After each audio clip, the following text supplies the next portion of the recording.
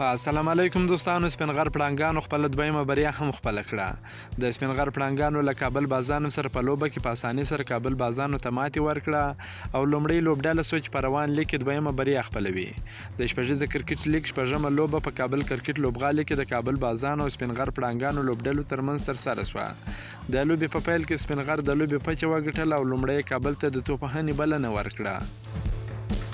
کابل بازانو په ټاکل شوي 20 اورونو کې د 4 لوبغاړو په سوځېدو سره 119 منډې وکړې چې له ډلې یې شاهد الله 40 ناسوځېدلې او عظمت الله عمرزي 40 ناسوځېدلې منډې وکړې.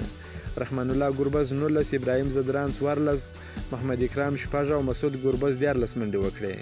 د سپین غر پړانګانو لخوا آصف افریدي 1 ویکټه، ایمن احمدزي هم 1 ویکټه واخیسته. د 140 منډو هدف د سپین غر پړانګانو لوبډلې په 14.15 اورونو کې د 4 لوبغاړو په سوځېدو سره په اسانۍ سره پوره کړ او د کابل بازانو لوبډلې ته د 6 ویکټو په توپیر ماتې ورکړه چې خپله دویمه بریا هم خپله کړه. د سپین غر پړانګانو لپاره نجیب الله زدران ډیره زبردسته لوبه ترسره کړه چې 50 منډې یې ترلاسه کړې. بهار شینوار 11 او شوکت زمان 40 ناسوځېدلې منډې وکړې. د کابل بازانو لخوا قیس احمد او خلیل ګربز 2 ویکټې واخیستې. د لوبې د غوره لوبغاړي جایزه نجیب الله زدران ترلاسه کړه. سبا به د شپږیزه کرکټ لیګ 2مه لوبه د هندوکش ستوري او پامیر زلمي لوبډلې ترمنځ ترسره سي او همداراز 8مه لوبه به د بوس ساتونکو او امو ننګانو لوبډلو ترمنځ ترسره سي. که مو دا ویډیو خوښه شوې ویډیو در سره لایک کړئ، که په دې چینل کې نوی د چینل هم در سره سبسکرایب کړئ.